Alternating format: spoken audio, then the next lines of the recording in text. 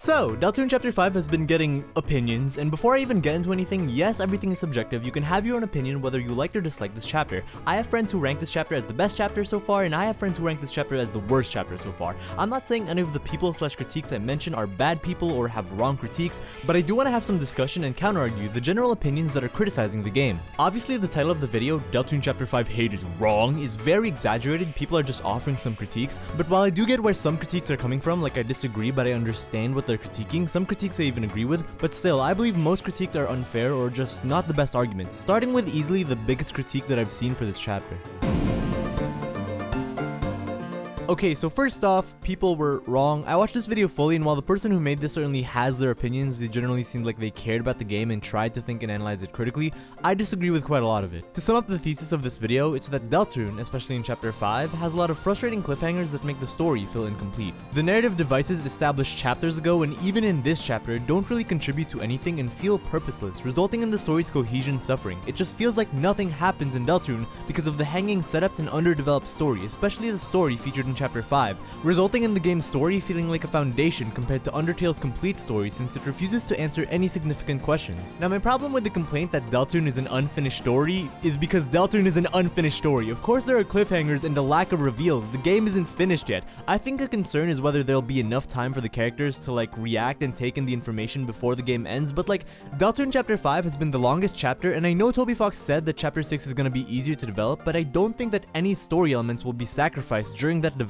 Basically, I personally believe we have enough time to cover everything. Think of how much Undertale accomplished in its runtime. 2 Deltarune chapters is like 1 or 1.5 Undertales. Like I saw the TV Glow said, there is still time. There's time for big reveals, there's time for characters to take in those big reveals, and there's time for reactions, actions, and climaxes in these last 2 chapters. Also, it's weird to say that nothing happens and there's no big reveals in this chapter because there are literally a ton that contribute to the story. I'll name just 3 different reveals that are each primarily a different type of reveal. The flowers as living beings who are given higher forms of consciousness in the dark world is a lore reveal. Yes, it's also technically a thematic reveal because most of Deltarune's lore is directly connected to its themes. Ralsei's ability to shoot fire is a character reveal. It's connected to the development of his inner conflict with control and how much he's willing to defy things by believing in himself and maximizing the potential within himself. And finally, Susie living in the dark world is a thematic reveal, connected to the game's overall themes of escapism. And easily the biggest thing this video just brushes off is the weird route. Not only does the Chapter 5 weird route drop a bunch of lore, thematic, and character reveals, the entire lake scene is one of the best directed and written parts of the game that genuinely shook me to my core.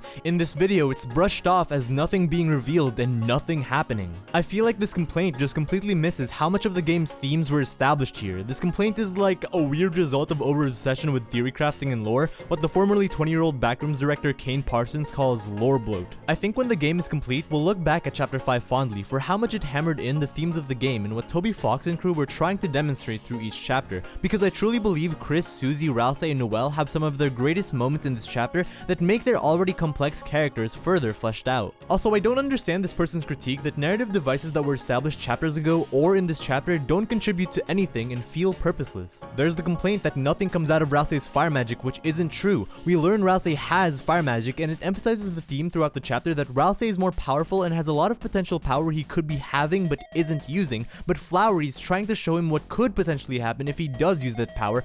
But also, this person goes on a rant that Ralsei should have used the fire magic against Flowery, then deal with the consequences, which just sounds like what many fans have generally been upset about in Deltarune so far, especially in this chapter. The thing that I wanted to happen didn't happen, so it is bad. The Deltarune fandom just builds up these theories with insane, crazy plot twists and storylines all the time that they just expect to be correct. When the chapter actually releases and it decides to take a different and probably more thematic / character development focused approach, which most theories just ignore because think of the hype moments and aura if this insane plot twist happens, people just get mad because the writing they wanted to happen didn't happen. This video also does this with Susie's development, saying Susie's concern and inability to have fun should have been the focus of this dark world. Susie's Chapter 4 anxiety isn't as emphasized in Chapter 5, and her character development feels unearned by the end of the chapter.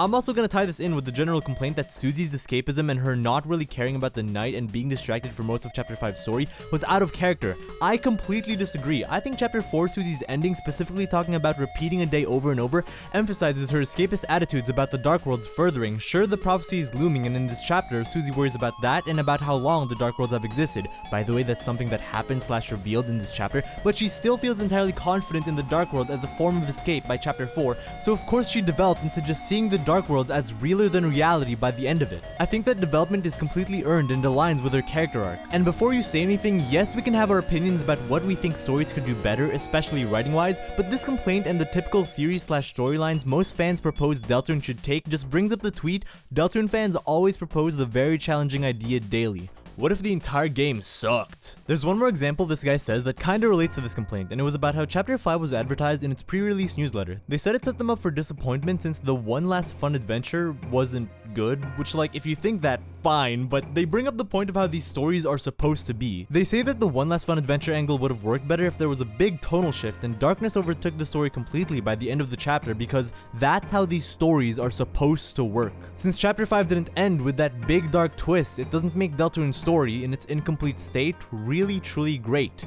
And 1, wow, 2, no. I don't think I even have to say how you don't have to follow a specific rulebook in stories, and this is coming from the guy who believes that you should at least know what tradition and rules are when writing. You should know what stories typically are like and how they're written to know what works and what people generally like. That way, you can create the standard of a good story, take what you want from those rules, and create your own unique rules for your own unique story. Why Deltarune is so good and has been so good is because it knows that. It knows cliches and it knows how storylines work typically, but consistently subverts them in fascinating, interesting ways. It manages to make insane plot twists that stay both thematic and in service to the characters' development, but also in service to the lore, the story. It also has an insane meta-narrative. The game centers on a prophecy that these characters are trying to break.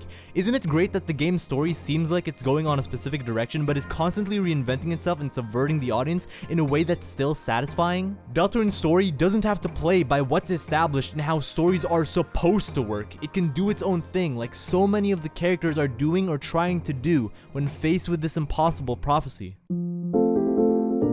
Now I'm gonna use the same video for this counter-argument because there is such a weird contradiction here. This person complains about the story being too focused on theory-baiting fans by having hanging setups and refusing to have any big reveals, but they also stated that the chapters don't tell their own interesting, self-contained stories, and Chapter 5's self-contained story takes a back seat to set up lore mysteries. I don't get this complaint at all because, like, yeah, this chapter doesn't have any big reveals because it focuses on its self-contained story while also continuing lore mysteries, continuing them so they could be more fully revealed and explained in future chapters. Again, this and Chapter 4 have the most thematic and character-driven story elements compared to the lore and theory confirmations from other chapters. And I also didn't feel like the newly set up lore, like the flowers being living beings who are given higher forms of consciousness as flowers, completely overtook the chapter. I actually think it was a nice addition/reveal/something cool that happened in this chapter to include some lore while also remaining a mostly thematic-based story. Also, Chapter 5 is easily one of the most self-contained chapters story-wise, where you play through one big dark world with several newly introduced characters and a primary focus on Asgore and his escapism through the death investigation. Now, for the story being really theory-baity, I get where they're coming from, but there's two things here that annoy me. As I said earlier, their complaints about nothing happening in this chapter when there was big reveals, even though they were primarily thematic, felt like it was a fan who was over-obsessed with theory crafting and lore bloat. But unlike the average YouTube commenter, I actually watched the full video, so learning this guy actually doesn't like those things boggles my mind, because, like,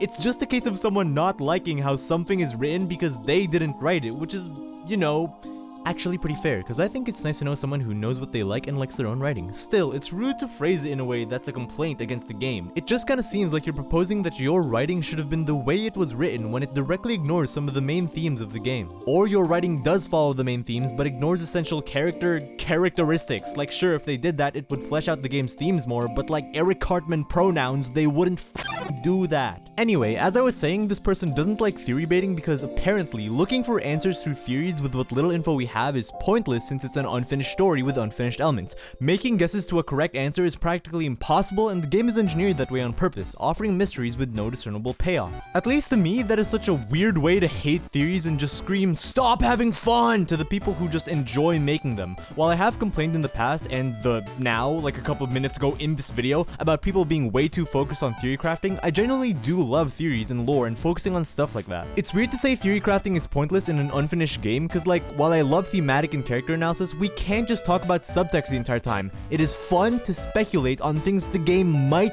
do. Theory crafting is a whole art. There's such a creative individual process involved there. What lore or plot points do you think are both the coolest and most related to what the game is trying to say through its characters and themes? You can be bad at theory crafting in my opinion when you completely ignore what the game is trying to say, or if you just hate everyone who doesn't like your theories, which is what this video was kind of about, by the way, not just about debunking green gas or whatever. But also, like, while I prefer theories that align more with the game, joke/crack theories that are insane yet kind of make sense are also super fun, and I think it's just bad faith to go, but actually those will never happen all the time to them, because like, okay, if you realize they're joke theories and don't immediately dog on someone for not taking them seriously, then I don't see anything wrong with just having fun. Some people are either too dedicated to being correct or being ignorant or whatever, and like, I feel it's all about balance, you know? Finding the correct answer in theory/theory crafting kind of just removes the fun of it sometimes, which is why this person saying this is how stories are meant to work kind of frustrates me. Not this person specifically, but when the community generally has this opinion, because like, let your mind flow with crazy and creative ideas about the game. If you understand and have enough self-awareness to realize your theory might be wrong and isn't what the game is trying to do and people might disagree with you, you should be able to understand when someone else from the UTDR community does a fun and crazy theory. And also, like, the game obviously offers a discernible payoff for these mysteries. I hate the people who are like, yeah, this thing is actually just gonna fizzle out into nothing. Like, again, this video has that vibe, and I'm not trying to say that this person specifically I'm upset at. I'm upset when the general community like has this kind of opinion. But anyway, like my friend Droobs pointed out, Toby Fox doesn't use subversion for no reason and is genuinely trying to create a satisfying story. Anyway, I don't want to say this video is trash because, again, you've seen what I've said. I really disagree with it, but it does seem like this person cares a lot about the game and is concerned for the story. There's a complaint this person makes that I actually agree with, kind of. We already know Chris has secret motivations and is controlled by the player. We already know Asgore was obsessed with the investigation. Essentially, these parts of the game emphasize the characters more, but don't really reveal much of anything new we didn't already know. Now, I get these complaints much more than the others because I think what this person was trying to say is that the game's subtext that was kind of more in the background of the previous chapters, which felt really nuanced and needed you to actually think and analyze the story to come to those conclusions, are put to the forefront of this chapter's story. We already kind of knew these things, so to the people who really analyze it, some parts of this chapter weren't too big of a surprise. I totally get that. However, I'm still kind of conflicted with this critique. In my opinion, just knowing what happens / what characters think / what the game is saying doesn't deter the personal emotional impact or enjoyment for me if the execution and presentation of those things are perfectly done. Not gonna spoil anything here, just gonna show the poster, but why was the horror movie Obsession so praised by audiences and critics alike this summer? Well, I personally believe it's because of presentation. The whole concept of Obsession is simple, but through how it does, shows, and tells that concept is ridiculously smart and innovative. While I don't believe the concept of Deltarune is that simple, it's actually really f***ing complex, I think the ideas it has doesn't carry it alone. The presentation of everything does. When looking at Chapter 5's presentation, I personally think that the Chris secret motivation and controlled by the player scenes was done and told thematically better in Chapter 4. I mean, it was a pretty big focus of Chapter 4, but it still isn't as well done in Chapter 5 scene-wise in my opinion. But the Asgore arc, the Asgore scenes, which many people who are really engaged with Deltarune could have easily predicted in Chapter 4, Asgore's arc in Chapter 5 is genuinely one of the most beautiful and emotionally hitting things I've ever seen. I talk more about it in my analysis video, but the meaning, direction, and writing of this scene is one of the few times I've genuinely teared up playing Deltarune. The regret Asgore has just goes beyond the screen, the dialogue, the music, the face sprites. Everything is just executed with such remorse, and it is a perfect scene where even though I kinda knew what was gonna happen, I still loved it because I felt it. Anyway, that'll be all for my coverage of this video. Again, I think the creator is still chill, just wanted to argue and discuss some of their points. But there's still a ton more complaints about this chapter the community has that I want to cover.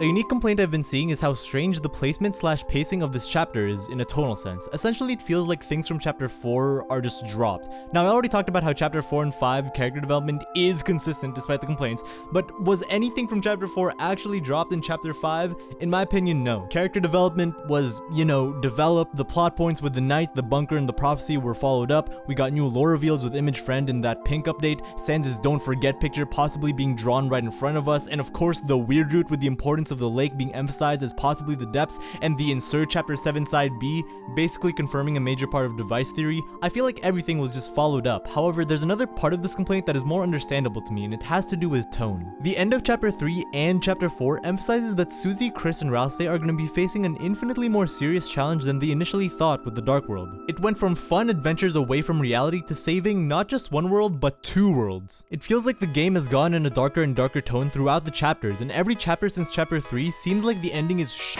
just got real. It's interesting to have Chapter 5 be marketed as the one last fun adventure because that's what we've already been seeing. Also, yes, I know what I said before in the video, but I was illustrating a different complaint with that, and now I'm going to make a different counter-argument. I'm not saying nothing happens in each adventure, but I do understand where people with this criticism are coming from. We've had the quote-unquote fun chapters for a while. We should, and it would be interesting to get something tonally darker. I really do get this criticism, but I don't think I have it. Like, it genuinely does not bother me, because these chapters have been really quality. The fun chapters are, guess what, fun, and if I were to give a counter-argument, we've had a Deltarune chapter that has had a darker tone. Chapter 4. Chapter 5 being a more lighthearted chapter after that bit of darkness we experienced gives a break before we delve fully into the full darkness, fully into the concepts Chapter 6 and 7 will be exploring. I said fully like thrice there, and I said 6, 7, f***ing kill me. But either way, this criticism is pretty reasonable.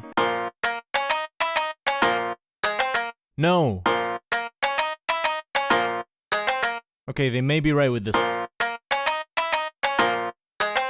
Okay, let's go back to this critique. Now, I kind of thought of making a nitpicks lightning round section for this video, then I realized I didn't want to. Now, it's not because I'm lazy. Okay, it's not just because I'm lazy, but because, like, I don't think there's a point in going, you're wrong about Suzel, it's actually a great, realistic, and pretty reasonable development, especially since they both already liked each other, or going, no, I think you're wrong about Rase's Flowery scenes being bad or cliche, because this is literally a side we've never seen of him before, because while I could say stuff like that to a bunch of other nitpicks and critiques, most of the people will just go, I still don't like him. Now, don't get it twisted, it is fun to argue about our subjective opinions, I do that all the time with my friends, but I kinda want to tackle bigger points for this video, and this subjective complaint specifically is something I've seen pop around to the people who generally don't like this chapter, and my friend has a really interesting stance on it. Some people think that the flowers are too forgettable because they are as Toby-core as Toby-core characters can get, but sometimes you can Toby-core too close to the sun and actually end up writing forgettable characters. Think about Aqua, that's just a silly little girl character, or like Green, who just has a quirk alert glitch indie palette level bit.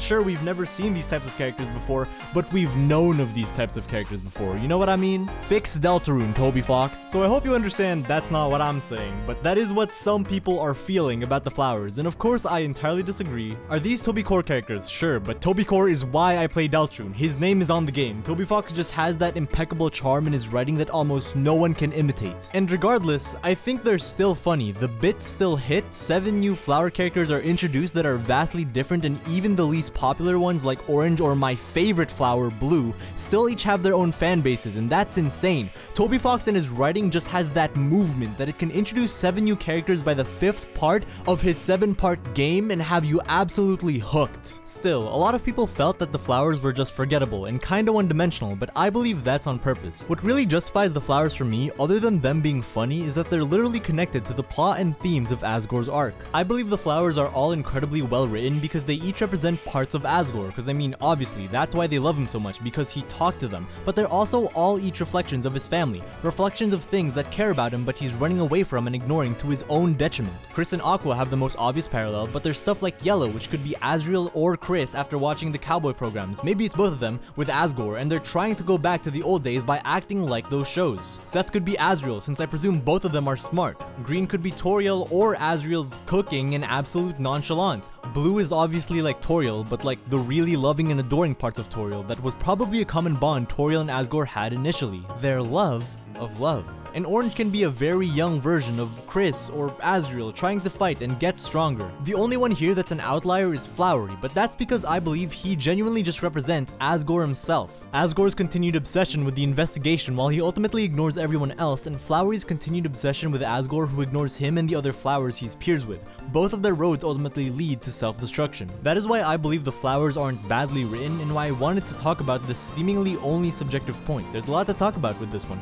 And fun fact, fact, did you know we are not done talking about this point in Deltarune Chapter 5? Because my friend talked about not really liking the flowers or finding them interesting because the flowers molded themselves into something Asgore seems to like, but they give Asgore affection he ultimately doesn't want. My friend felt the same as Asgore. The way these flowers are, their designs and personalities seem to cater to the player itself, like it's fan service. It's too Toby core. Toby Fox intentionally wrote incredibly charming, quirky, and thematic colorful characters and pushed that Toby core bar up to the max just so we could feel like we, the player, were being showered with affection, but it was almost like it was too much, which is why I believe some people found it annoying. We were too catered to with how these characters were written. Now, whether or not this was an intentional decision by Toby Mr. Meta-Narrative Fox is up for debate, but I believe it genuinely could be intentional. Toby Fox wrote backroom still life replications of his own specific types of characters so that we would feel like something isn't right and understand a bit of why Asgore is ignoring these characters. At the same time though, Asgore is clearly in the wrong and should be listening to his family, which these flowers parallel. But these aren't his family. These flowers, they're flowers, but they're real.